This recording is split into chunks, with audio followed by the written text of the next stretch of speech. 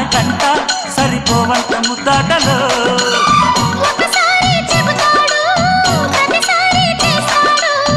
అంటూనే చీపాడు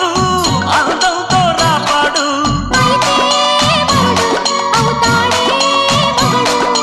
అసలే రతివి అవుతావే సతివి ఘుంఘుమాయించు కొంచెం లౌలగాయించు లంచం